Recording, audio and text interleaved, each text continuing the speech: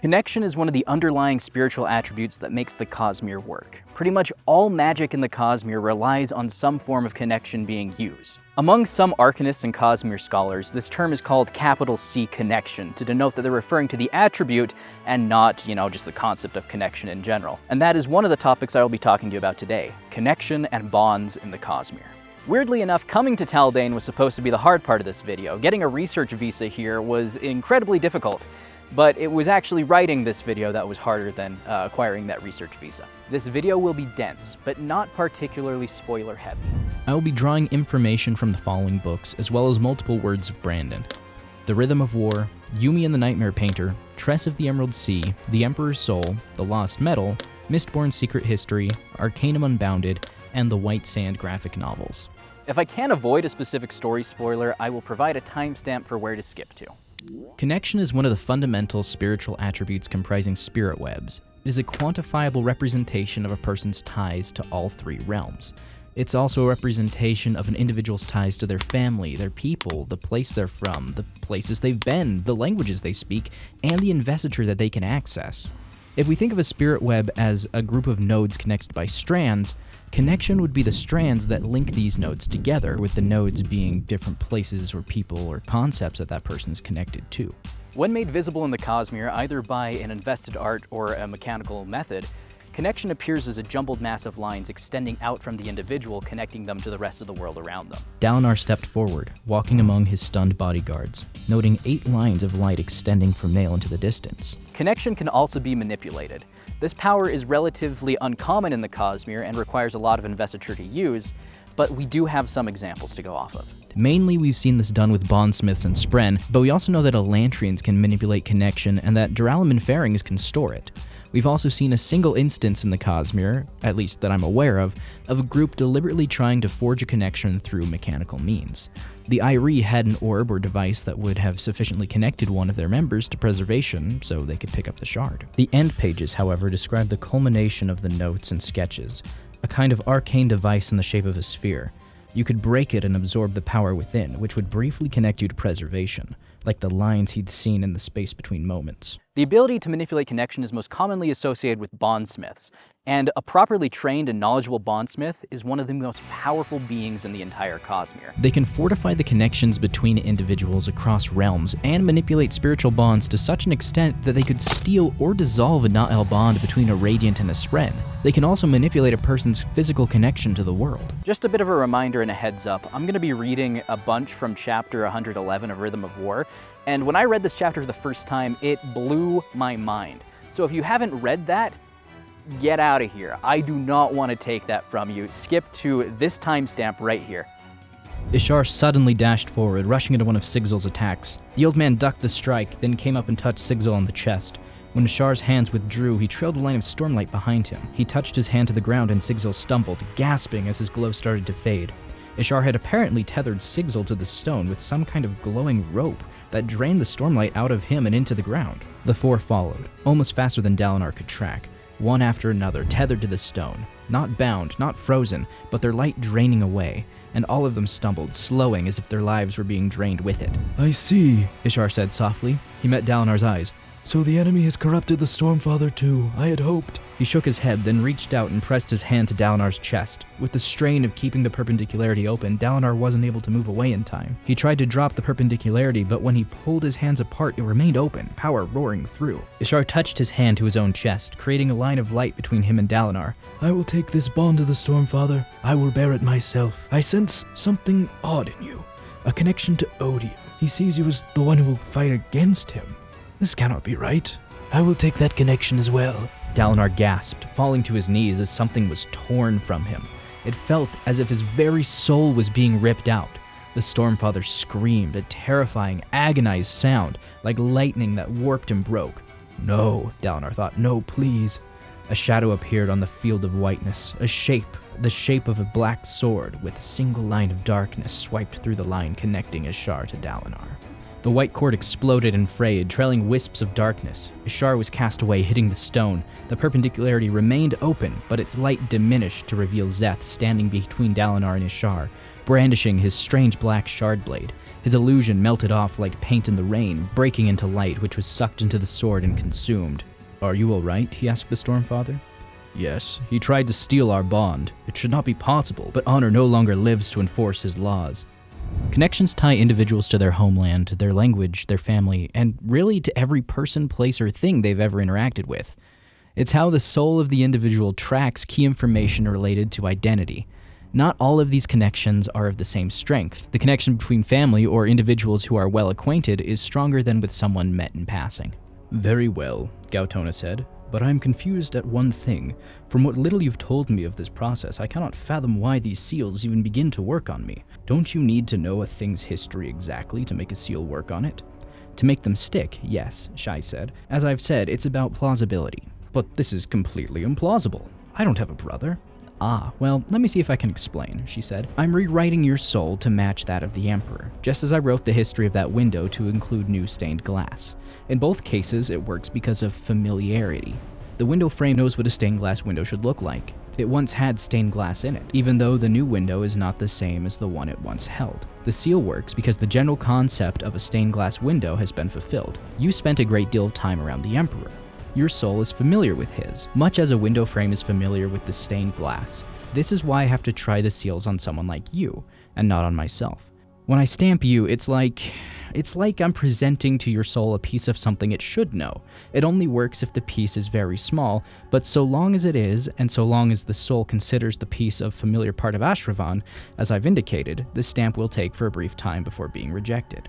Now that I've gone over the groundwork for connection, it's time to talk about bonds, the real reason I came to Taldain, one of the most well-known uses of connection in the Cosmere.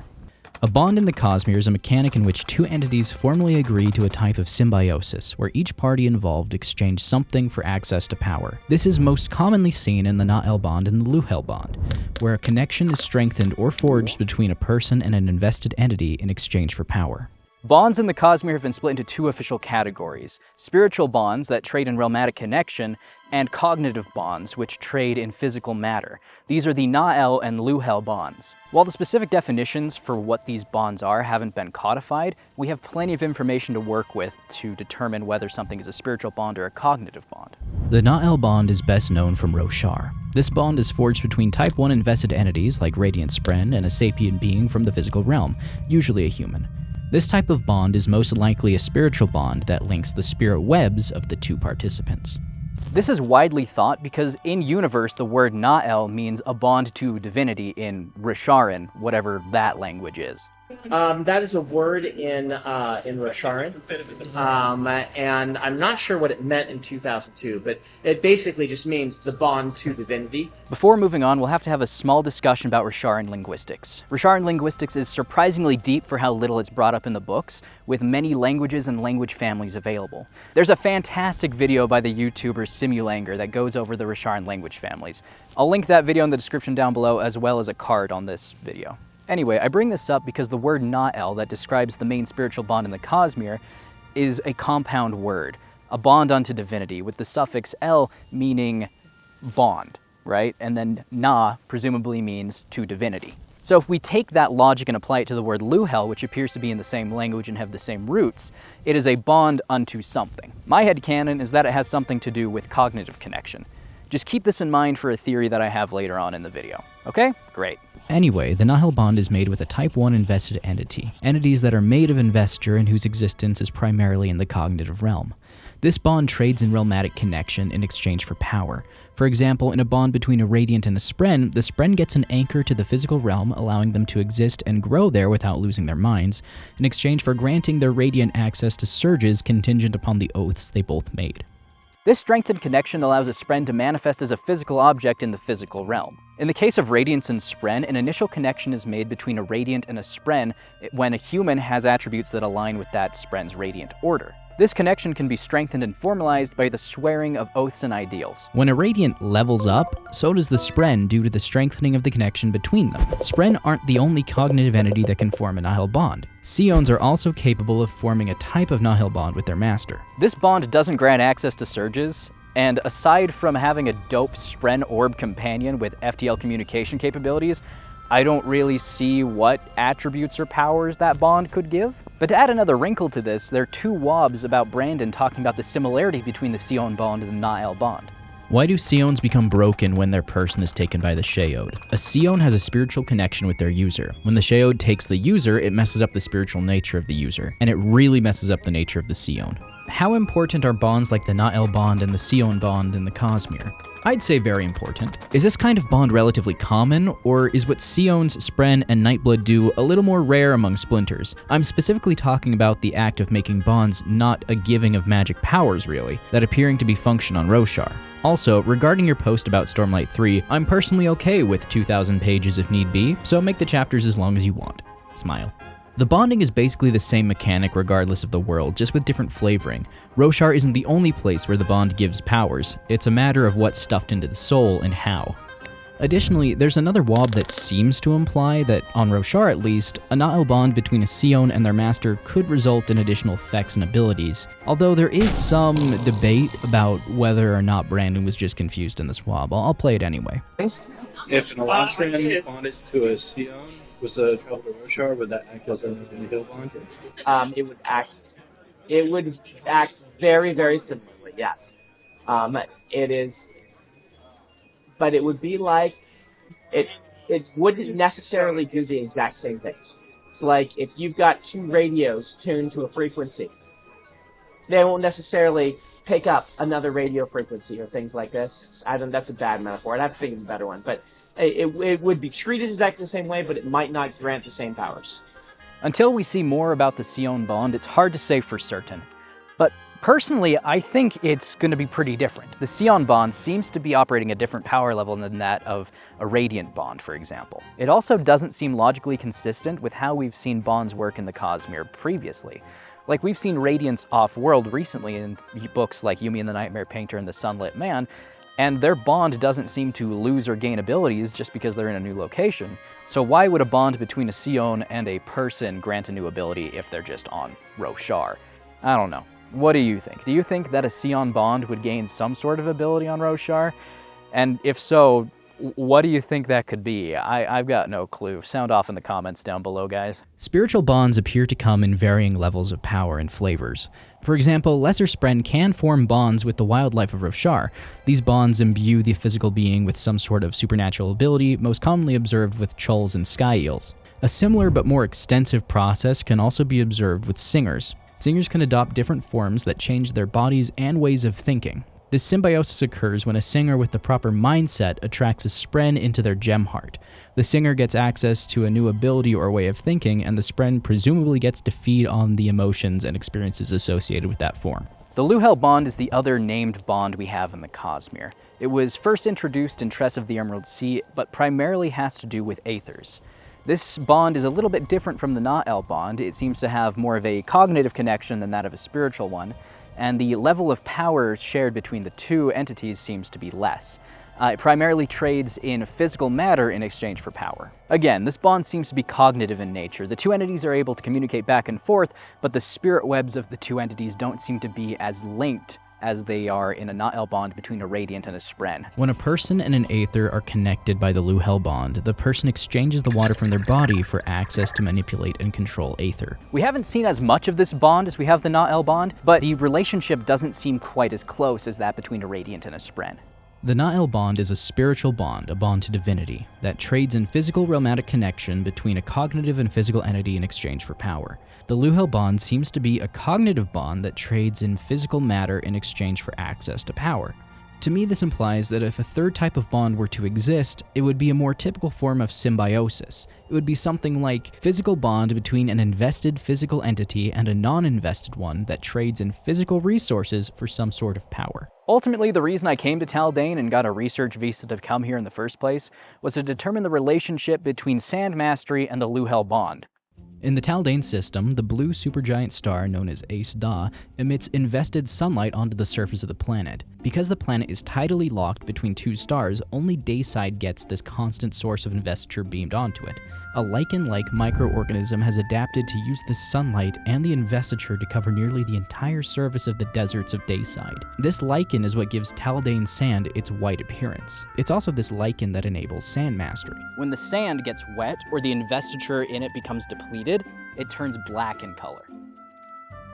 When this bond is active, the sand can be moved through the air and manipulated by the mind of the Sandmaster. In exchange for manipulating this release of power, the lichen siphons off water from the Sandmaster, exactly as we've seen with the Luhel bond in aethers. Using this ability seems to be more restricted than the aethers, or at least the examples we've seen in Tress of the Emerald Sea and the Lost Metal. To use this ability, one has to be admitted into the DM by an existing Sandmaster, after they complete a trial or test in which it is determined whether or not they can make a cognitive connection with the lichen that exists on the sand. Functionally, the actual utilization of this invested art is the exact same as the Luhel bond. A cognitive connection is made, physical matter is traded, and power is granted. The only real difference, at least that I've been able to determine, is the requirement for initiation. We don't yet know how one becomes an aether bound in the Cosmere, so there may be some special initiation required to use that invested art. But at least with Midnight Aether and Tress of the Emerald Sea, water and intent were all that was required. Perhaps the best way to think of Sandmastery for now is as an autonomy-flavored version of the Luhel bond. And who knows, maybe we'll learn more about how this works mechanically in the new version of White Sand Prose that Brandon plans to write in the next decade or so. Do you think I'm right about Sandmastery functioning as a Luhel bond? Let me know in the comments down below. Additionally, what do you think a third theoretical type of bond in the Cosmere would be? If you're enjoying Cosmere content, please subscribe. I've got more of that coming, and share this video with all of your Cosmere-loving friends. I'd really appreciate it. And as always, have an excellent time of day, and thank you so much for watching. I'm gonna walk off into the desert and try not to die. Catch you guys next time.